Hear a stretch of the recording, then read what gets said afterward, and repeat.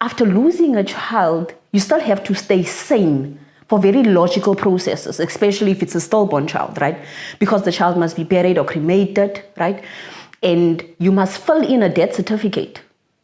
Believe it or not, all of those things must happen because this person, according to the law, was an actual human being. It's just he's not alive, so there must be declaration of this death. You must give birth.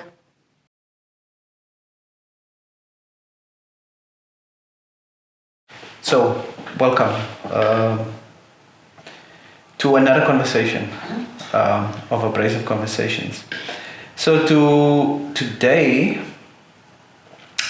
this is quite very personal to you, of what you're going to share with us. So, you recently write a book about this personal event that took place in your life. So, can you please tell us what inspired you to write this book? So I was pregnant in 2020. And when I was pregnant, when I was 7 months pregnant, I went for a checkup. And during our checkup, the doctor announced that the baby had passed on. So I then, I guess, had a stillborn baby. And after that happened, or during the process of trying to make sense, because it's one thing the doctor announcing that the child has passed on. But after that comes all of these feelings and having to make sense of what the doctor actually told you. I mean, literally, you know what she said, but you still, it doesn't make sense to you because for the longest of time, society has there's this illusion that every pregnancy results in a baby that gets born and it's healthy.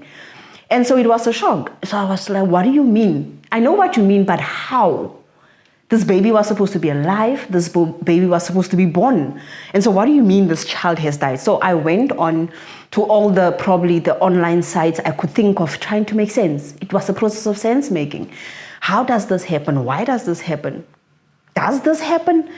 And it does. It happens quite a lot, quite often than people dare to speak about. And so that is what literally got to me writing, giving birth to death, because I couldn't find somebody that spoke about it in the manner I wanted them to speak about. It was all very, very sugar-coated. It was all very unemotional. It was very, oh, so you lost a baby, so what do you do now? It did not encompass for me what somebody would probably be thinking at the time, all the why questions, all the anger, the frustration, the confusion. And so that's what inspired me to write the book. So I sat down, I think it was like for 3 months while I was on leave. And it was an outpouring of grief. That's really what the book was about. But it wasn't censored. And it wasn't meant to sound like a guide. It's not a guide. It's just an outpouring of grief. What I felt at every moment, at every stage. That is how the book came about. Okay, so before I go into the silence of pregnancy loss that and why people doesn't speak about it, I read the book. And from a male perspective, it actually gave me insight, and it gave.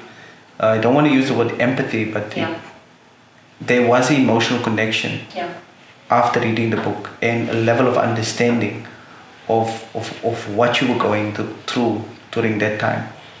And do you think after that happened to you that people could relate, or your immediate family and circles could really relate to what you were going through?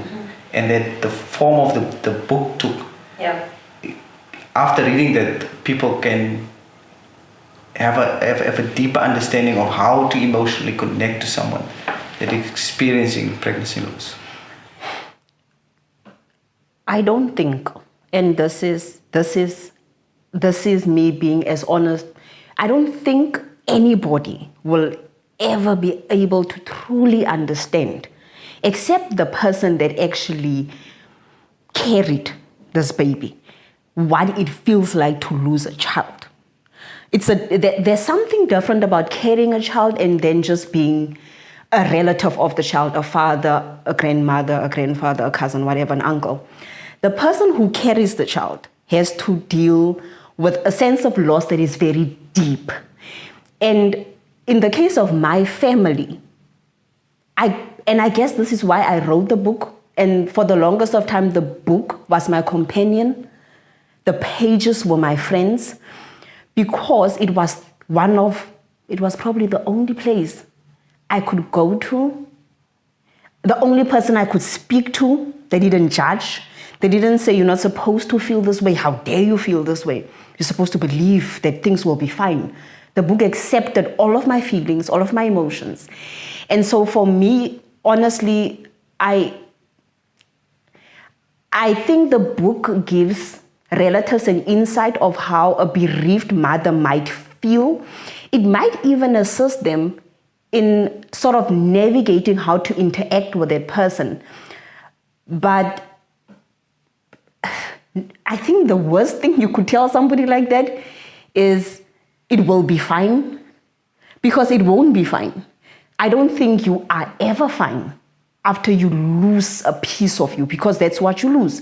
And so for me, the book gives people insight into the roller coaster. It is roller coaster of emotions, roller coaster of everything.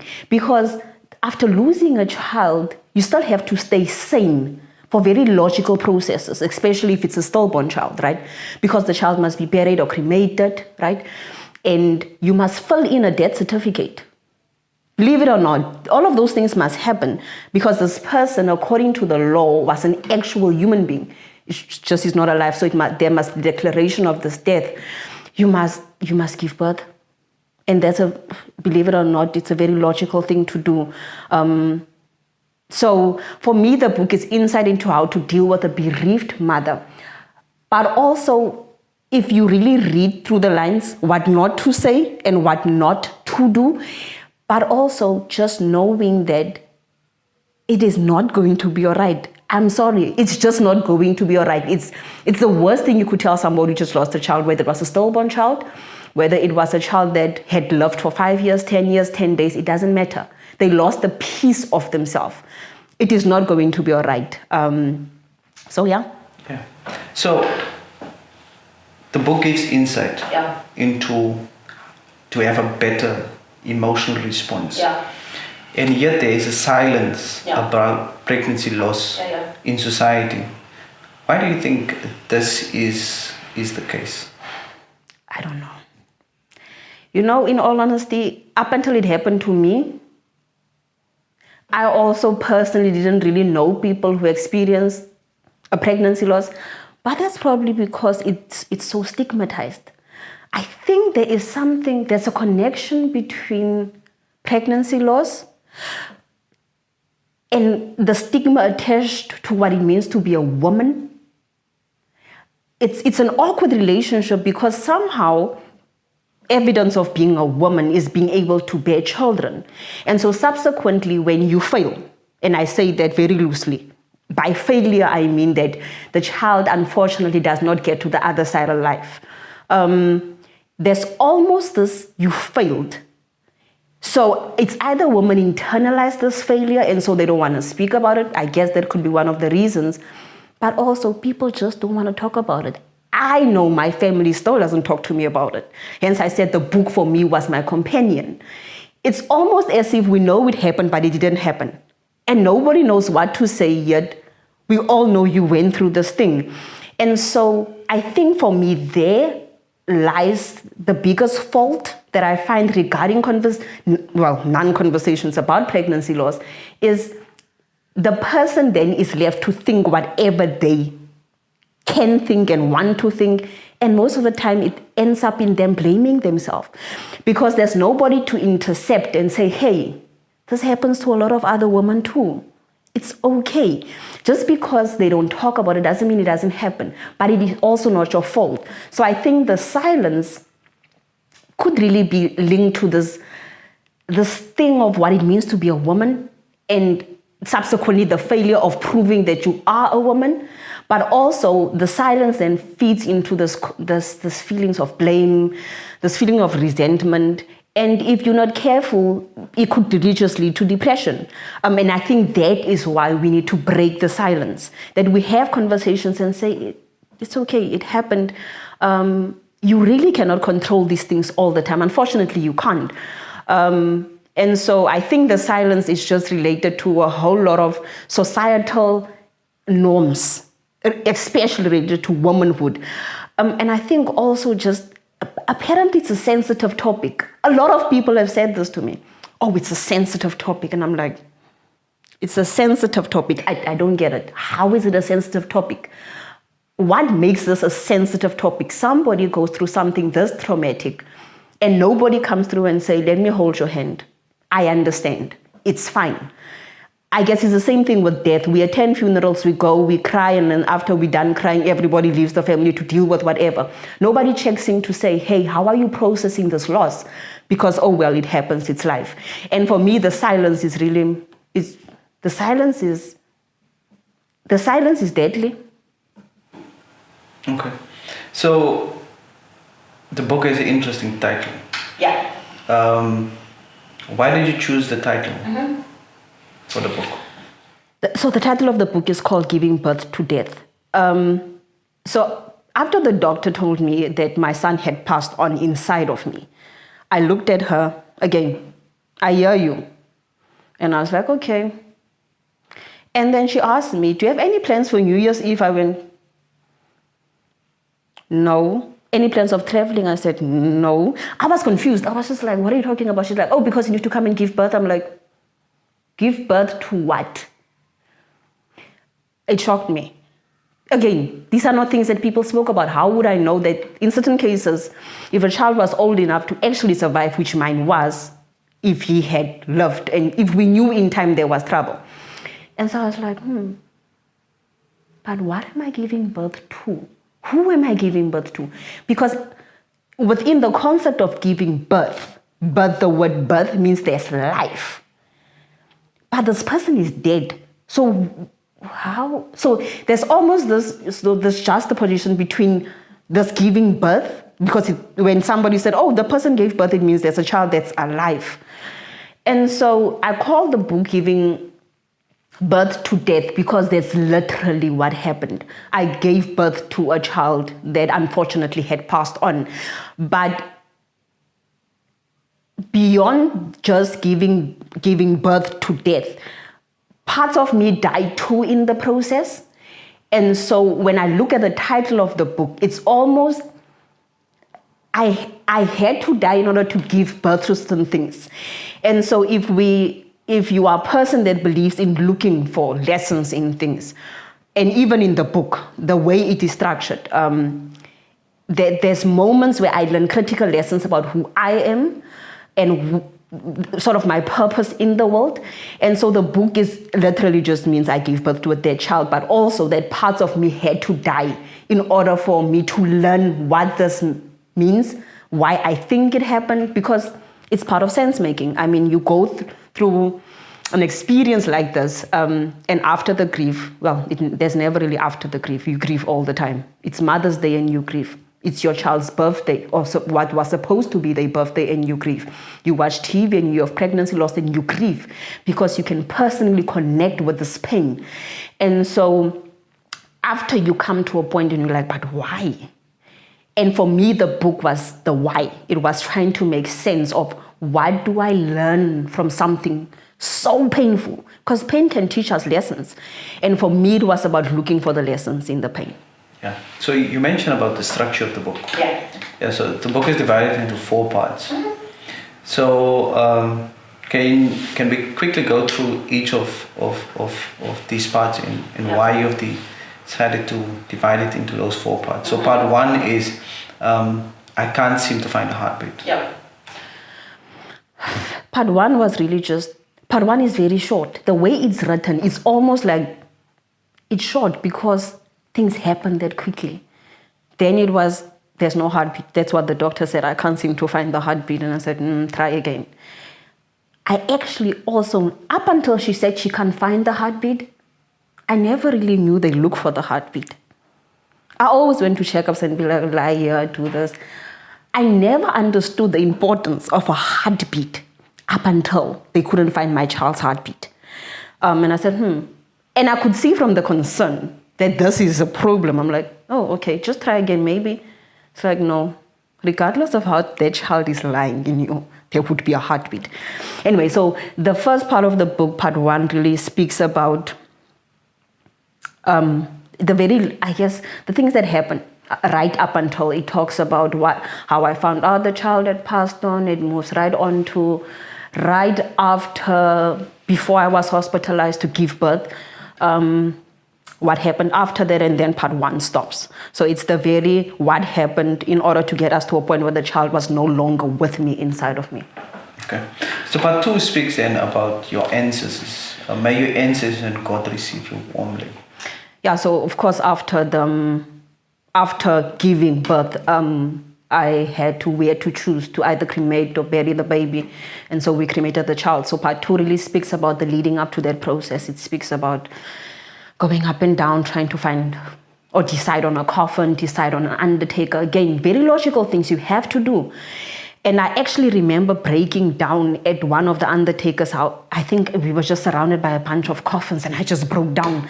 I was just like, who does this? Why? And there was this small coffin and I'm just like, small people don't belong in coffins. They ought to live. But really part 2 talks about it talks about the leading up to deciding undertakers, getting an undertaker, cremation, including one of the days I probably have engraved in my memory and in my body, which was the memorial service. So that's what part 2 talks about. Part 3 talks about the pain, and it's titled that is the thing about pain. Yeah. It demands to be felt. Yeah, I think part 3 was probably I think I was depressed when I wrote part 3. That was when family was gone. Me and my husband left. Child is not there. You walk into the room and you don't see a cot and you wonder what is happening. That is where life has to start again. And it's just grief. It's taking you through what I felt. It talks about processes that it sort of takes you through this process where here's this person, everything is done. Child is no longer there, child is buried. Now what do we do? Now we deal with the doctor telling you it's time to move on. Because we had a very long conversation with the doctor, and the doctor said, Lorato, it's time. It's time to start losing the baby weight. It is time to think about this and think about that. And so part 3 is really just pain being felt, and it's pain being felt, it's anger. I think one of the parts in part 3 also is about this baby weight issue. Now I have baby weight, but there's no baby. And I was angry. Oh my goodness. Part 3 was me not just being angry with losing a child, but having to deal with the consequences of losing a child I don't have. And now having to deal with things I wouldn't ordinarily have dealt with. I think logically speaking, when there's a prize to be won and you win the prize, you endure whatever you went through, and afterwards, because you can at least look at the baby and be like, I did this for you. There was nothing. All I had was a box filled with ashes. And that for me just made me angry. And I think part 3 is really just about an overflow of a range of emotions: depression, anger, wanting to give up, suicide, all of those. They just in part 3. Yeah. Okay, and then the part 4 is and I think this is very fitting. It takes courage to start over again. Yeah. I think at some point you wake up one day and you look at your life and you realize it happened. What now? So you have a choice.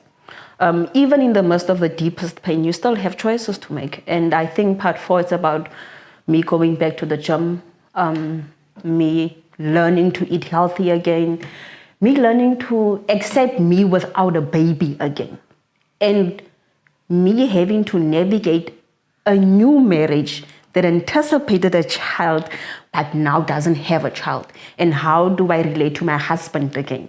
How do I find my husband again without, he's not a father, but he's still my husband.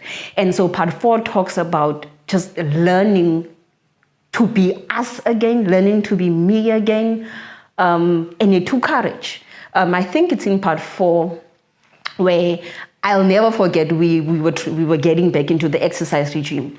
And so we're running down this road, and I'm itching like crazy. And again, anger, frustration, everything. And I think I stood and I out loud just said, I really hate you right now. And I was referring to my son. I said, Kanya, I really hate you right now. And I walked off the rest of the route that was there. And I got back to the car and I was annoyed. And the rest of the night was just a terrible night. But it made me realize that all of these parts are connected. You're not going to move from, the baby's buried, smack them into anger. These things are not linear. So you're not going to, one day you're going to feel very angry. One day you might be happier. The other day you're just thoroughly depressed. The other time you're like, I'm happy a bit. So all of these things are interconnected. And when I told Kanya that I hated him, it wasn't because I hated the child. I hated what had happened, and I had to make the distinction for myself. And so that was part 4, just learning to be me again and finding myself again. And of course, most importantly, finding the lessons and trying to understand, make sense of a very, very dire situation at that point in time, and learning to love again. I lost the child, but I still had life. I still had responsibilities. I had to be a wife, I had to be a friend, I had to be a daughter. And life did not just stand still just because I lost the child. I wish it had, but it didn't. I had to be an academic. I still had work to do. And I also had to trust that those roles still matter, even though I'm not a mother. So I had to find myself outside of being Lorato the mother or the almost mother. Okay.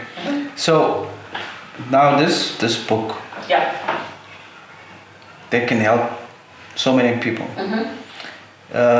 Instead of publishing it, yeah, you decided to make it available online. Why?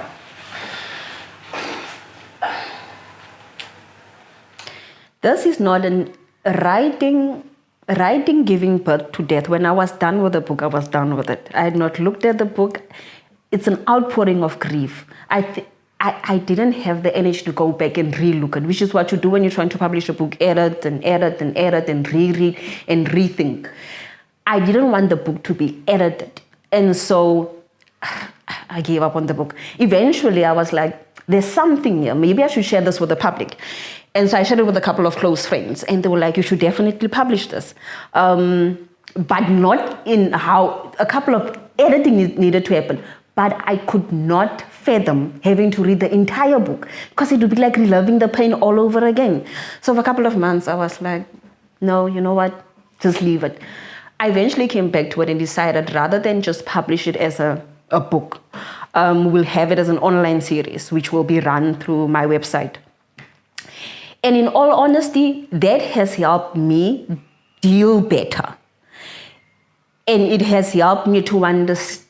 It's a process. So every week I take people through a different episode of part 1, but I get to read one episode, fix it, process it, and make it available. So it's not overwhelming as it would have been if I had just published the entire book by itself. And so that was the decision about how to get part 1 out, and to sense how people would react to it. Once again, it's not something that people really, it's not exactly nighttime reading. It's not something you just pick up and be like, oh, okay. And it takes it, I because of the topic, and because I think there are a lot of people that have gone through the same experience, or have at least witnessed, or have have experienced a pregnancy loss, it's not easy. It could be triggering to them. And I think I've had somebody respond in that manner that, this has triggered their own experience or has reminded them of something they've went through or somebody else has gone through. So it's not an easy read. It was never meant to be. It is meant for a specific target group, but it's also not... Can I jump in there? Yes. Yes. So I think the book is a must-have for men specifically, because it helped me to deal better with you, especially after I read the book. Yeah. Before I read the book, I knew that you were going through this loss, but I cannot relate. So I think men who read this book will appreciate it. If they want to be involved and understand what women are going through, then this is one of those must reads. So even though it's not an easy read, it's a must read, because it helps you just to deal better with people dealing with that specific type of loss. So it's not a book that is supposed to be an enjoyable read. It's dealing with feelings and emotions. Yeah. So I want to speak about the response, especially now that you're making available online. How has the response been, and did you expect that type of response? Every week, on the day that I decide to post an episode, I have to prepare myself emotionally first before I do the uploading, and be prepared for what the different reactions, and the different responses on the different platforms that people have access to me to. And so the response has been genuine. I never wanted to be trending. That was never the aim. I wanted the response to be genuine. And for me, it has been genuine. I wanted the book and me, or parts of the book that's released, to be a friend. I wanted it to be, Lorato understands. Maybe I should WhatsApp her. Maybe I should email her. And that is what it has been. It's been genuine. The people who have reached out to me have taken me in, have shared confidential information with me and been vulnerable with me. And that is what that's what I wanted when I was going through it. For somebody to say, hey, I got you. And for me, whether people just say, hey, we support this, or we're so sorry you're going through this, it has been genuine, and that is all I could ever ask for. And for somebody else to know that I can reach out to Lorato. We can talk about this. I can call her, email her, and she will understand. It might not be the similar situation, because pregnancy loss, right, is one element of loss as it relates to having children and the ability to, some people can't even have children, right? Or some people can have children, but just not naturally. And so loss is experienced in a very multifaceted way. And so the book doesn't just concentrate on one type of loss. It's loss in various aspects. And so I've been really appreciative, and I continue to pray for the people who have been sharing their stories with me and just sharing support. It doesn't always have to be a story. It's just, we got you. We're sorry you had to go through this. I'm praying for you. I'm thinking of you. Because although it happened almost 2 years ago now, it's still something I live with every day, right? And so that has been the response. It's been genuine and authentic, and I appreciate people for that. Okay. The last question that I have with regards to the whole experience and also the book is, is there any words of encouragement or advice that you would give people going through this? And I know this might sound like a superficial question, because like you mentioned in the beginning, there's nothing really that you can say. But how can men or people who want to support, how can they go about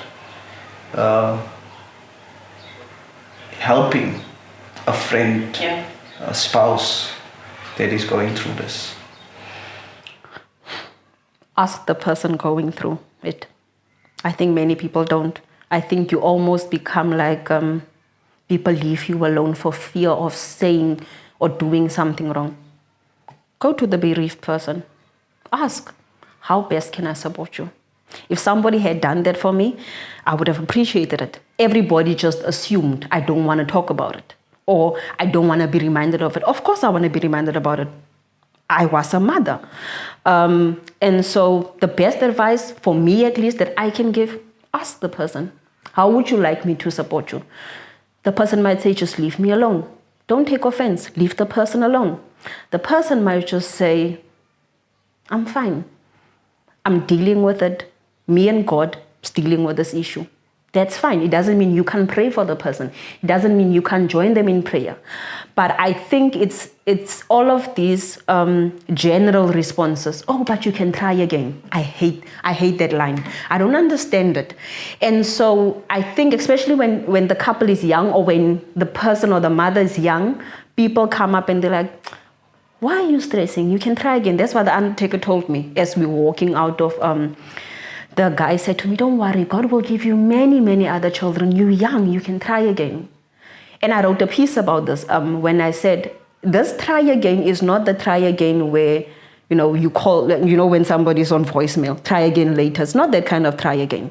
After losing a child, you don't just go from, oh, I lost one, let me just make another one. And so I think that's one of the worst things you could say or ask. So when are you going to try again? Because you put pressure on the person.